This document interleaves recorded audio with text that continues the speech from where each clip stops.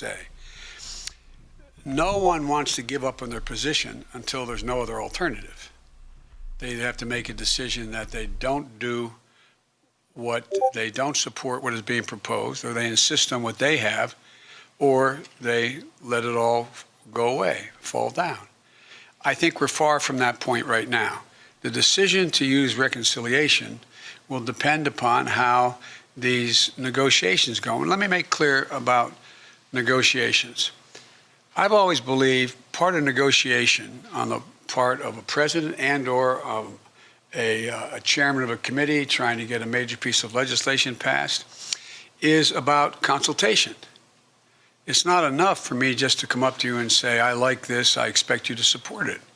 I want to explain to you why I think it's so important in this package that we have to provide for money for additional vaccines, why I think it's so important why we provide for money to extend unemployment benefits, why I think it's so important that we provide money to provide for the ability of people not to be thrown out of their apartments during this pandemic because they can't afford their rent. And to make the case to you why I think and what I think the priorities within this piece, we think the priorities are, I apologize, were within this legislation. And I don't expect we'll know whether we have an agreement and to what extent the entire package will be able to pass or not pass until we get right down to the very end of this process, which will be probably in a couple of weeks. But the point is, this is just the process beginning. Annie, the Washington Post. Thank you, Mr. President. Annie Linsky with the Washington Post. Annie. I wanted to ask you a little bit about one of the sort of major themes of your campaign and how you sort of intend to measure and enact it, and that is the idea of unity. If you could talk a little bit about what you see unity as being. There are some people who are defining it as being bipartisan. Others are saying it is what most of the people in the country, defined by some poll, might believe. Or any sort of number of, or perhaps it's 50 plus 1, or 50 plus 2, or 75%. So given that it is such a key part of your message and your promise, can you talk and reflect a little bit more about what is unity when you see it and as you define it? Well, Annie, I think it makes up several of the issues, the points you made. One is unity requires you to eliminate the vitriol. Make anything that you disagree with about the other person's personality or their lack of integrity or they're not decent legislators and the like. So we have to get rid of that. And I think that's already beginning to change, but God knows where things go, number one. Unity also is trying to reflect what the majority of the American people, Democrat, Republican, Independent, think is within the fulcrum of what needs to be done to make their lives and the lives of Americans better. For example, if you look at the data, and I'm not claiming the polling data to be exact, but if you look at the data, you have, I think it's, I hope I'm saying it gets correct. You may correct me if I get the number wrong. I think it's 57, 58% of the American people, including Republicans, Democrats, and Independents, think that we have to do something about the COVID vaccine. We have to do something about making sure that people who are hurting badly, can't eat, don't have food, are in a position where they're about to be thrown out of their apartments, et cetera, being able to have an opportunity to get a job, that they all think we should be acting. We should be doing more. Unity also is trying to get, at a minimum, if you pass a piece of legislation that breaks down on party lines, but it gets passed, it doesn't mean there wasn't unity. It just means it wasn't bipartisan. I prefer these things to be bipartisan because I'm trying to generate some consensus and take sort of the, how can I say it, the vitriol out of all of this. Because I'm confident from my discussions. There are a number of Republicans who know we have to do something about food insecurity for people in this pandemic. I'm confident they know we have to do something about figuring out how to get children back in school. And there's easy ways to deal with this. One, if you're anti-union, you can say it's all because of teachers. If you want to make a case, though, that it's complicated, you say, well, what do you have to do to make it safe to get in those schools? Now, we're going to have arguments. For example, I proposed that because it was bipartisan, I thought it would increase the prospects of passage, the additional $1,400 in direct cash payment to folks. Well, there's legitimate reason for people to say, do you have the lines drawn the exact right way? Should it go to anybody making over X number of dollars or why? I'm open to negotiate those things. That's all. I picked it because I thought it was rational, reasonable, and it had overwhelming bipartisan support in the House when it passed. But this is all a bit of a moving target in terms of the precision with which this goes. You're asking about unity, 51 votes, bipartisan, et cetera.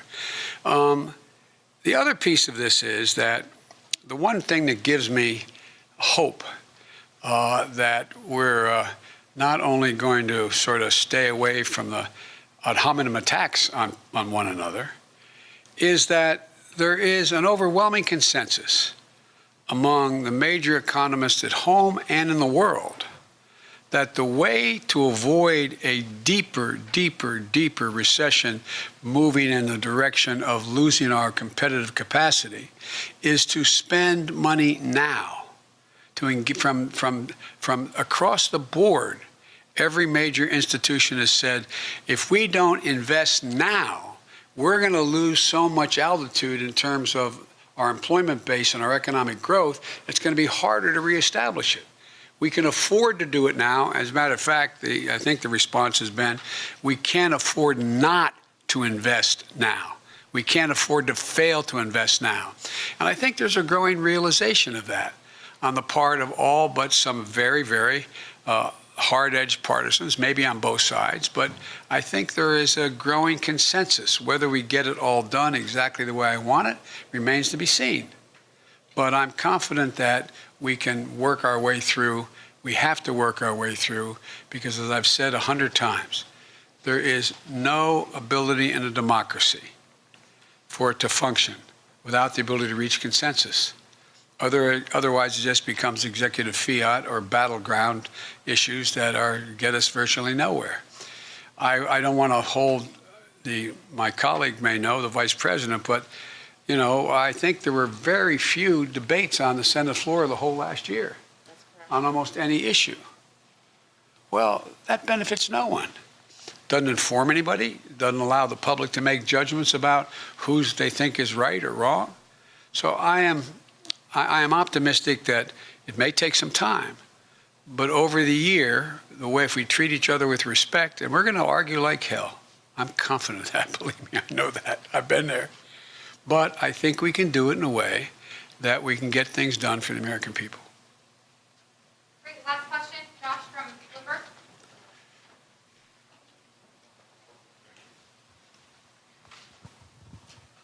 Josh, I don't trust you with a mic, huh? I don't know, man. That's fine. I wouldn't either. Thank you, Mr. President. I appreciate you taking the question. You mentioned just now that you might know in a couple of weeks.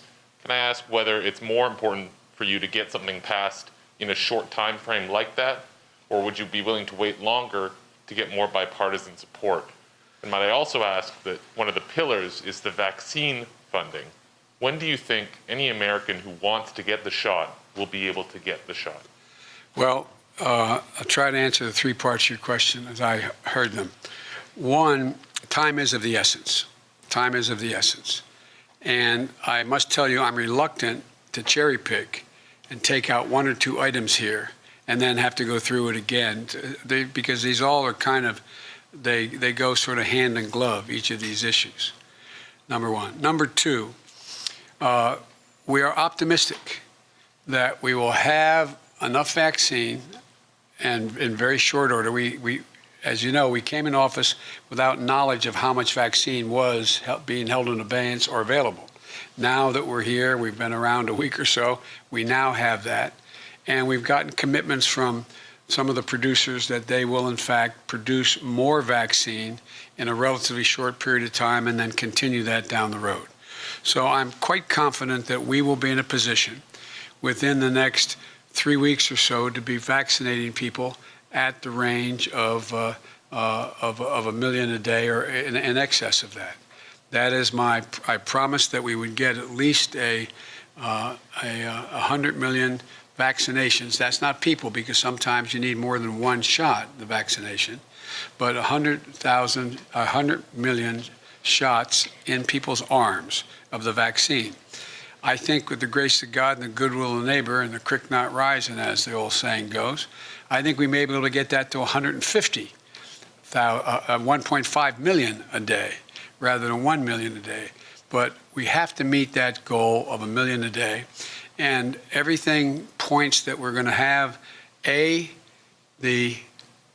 enough vaccine, B, enough syringes and all the paraphernalia needed to store, keep, inject, move into your arm the vaccine. 3, a number of vaccinators, people administering the vaccine, which is not an easy task, of those who have those facilities like the nursing homes and hospitals. They have the people to do it, but they don't have the capacity to do everyone. And so I think we're going to have, we're leaning hard on into areas where we produce more vaccinators. We feel confident we can do that. And thirdly, it's really important that we have the fora, the place, the facility, the circumstance where people can show up, stand in line, and get their vaccine without having to stand in line for 8 hours. Being able to pick up the phone, call the pharmacy, and get your name on the list, et cetera. All those mechanical things are really, they sound simple, but they're all consequential when we're trying to get out a minimum of 100 million vaccinations in 100 days and move in the direction where we are well beyond that in the next 100 days, so we can get to the point where we reach herd immunity in a country of over 300 million people. Does that answer your question? Well, my question was at what date or roughly when do you think anyone who wants one would be able to get it? Is it summer? Is it? Oh, I know. I think it'll be this spring. I think we'll be able to do that this spring. And but it's going to be a logistical challenge that exceeds anything we've ever tried in this country. But I think we can do that. I feel confident that by summer we're going to be well on our way to heading toward herd immunity and increasing the access for people who aren't on the list, all the way going down to children, and how we deal with that. But I feel good about where we're going, and I think we can get it done. Thank you, guys. Thank you so One more much. on vaccines. Mr. President, one more on vaccines. Now, wait. I know he always asks me tough questions, and he always has an edge to them, but I like him anyway. So go ahead and ask the question. Thank you, Mr. President. So you just said that you think within 3 weeks or so we'll be at the point where there are 1 million vaccines per day, but it seems like... No, I think we'll get there before that. I said I misspoke. I hope we'll be able to increase as we go along until we get to the 1.5 million a day. That's my hope. And then the follow-up to that would be, now that you're president and you're saying there's nothing we can do to change the trajectory of the pandemic in the next several months, what happened to 2 months ago when you were talking declaratively about, I am going to shut down the virus? Well, I'm going to shut down the virus, but I never said I'd do it in 2 months. I said it took a long time to get here. It's going to take a long time to beat it. And so we have millions of people out there who have the virus. We're just, for the first day, I think, correct me if I'm wrong, I've been doing other things this morning, speaking with foreign leaders, but one of the things I think this is one of the first days that the numbers actually come down, the number of deaths and the number on a daily basis and the number of hospitalizations, et cetera. It's going to take time. It's going to take a heck of a lot of time. And we still have, as Dr. Fauci constantly points out, it's one thing when we have mass, how can I say it politely, mass disregard of the warnings about not wearing masks and wearing masks and social distancing and failure to social distance and people getting together on holidays in ways that weren't recommended, et cetera. We see, first thing that happens is we see the number of infections go up. Then you see the hospitalizations go up. Then you see the deaths go up. And so we're in this for a while. I mean, what are we now? About 410,000 deaths? And there's going to be more. The prediction, as I said from the very beginning of getting here, after being sworn in, was the predictions were we're going to see somewhere between a total of 600,000 and 660,000 deaths before we begin to turn the corner in a major way. So, and again, remember, the vaccine, most of the people taking the vaccine, a vast significant number, require 2 shots, and they are average of 3 weeks apart, and it takes time for it to be sure that you get to that 95% assurance rate. And so it's beginning to move, but I'm confident we will beat this.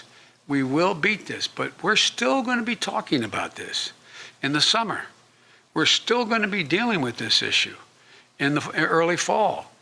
And last point I'll make, and I know you're tired of hearing me saying it, particularly you may be tired of hearing me saying it, and that is that if we wear masks between now and the end of April, the experts tell us we can save 50,000 lives. 50,000 people otherwise would die. Thank you so very much. Mr. President, I have one question right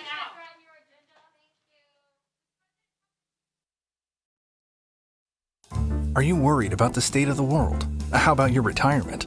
It's time to get a plan. Download award-winning free financial tools and take control with Personal Capital. Join millions of others and download free financial tools today at